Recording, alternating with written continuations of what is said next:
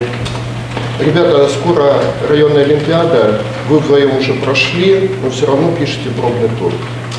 Алімпіядны рух у сярэдняй школе нумар 2 горада Лунінца – адзін з прыярытэтных накірункаў адукацыйнага працэсу. І такі падыход да справы прыносіць вынікі. Цэлых 3 дыпломы на заключных рэспубліканскіх этапах алімпіяд па інфарматыцы прывезлі толькі сёлета вучні гэтай установы. Але гэта толькі маленькая частка поспехаў.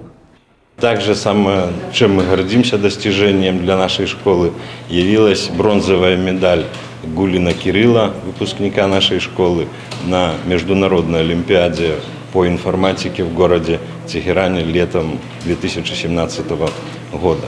Кроме этого, учащиеся 10 классов Лазицкая Марина и Прудников Евгений завоевали диплом первой степени на международном конкурсе по физике, наука современности и будущего.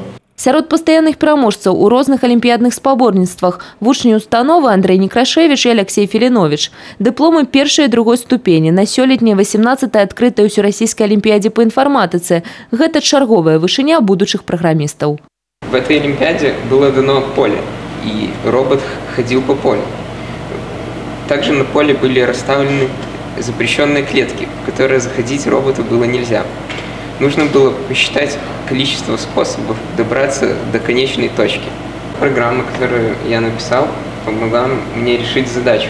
Было на республиканской олимпиаде 2 дня, по 4 задачи каждый день было, и давалось 5 часов каждый день на эти 4 задачи. Главное, чтобы по окончании у тебя было максимальное возможное количество баллов. С каждую задачу, в зависимости от твоего решения и количества пройденных тестов, начисляется какое-то количество баллов.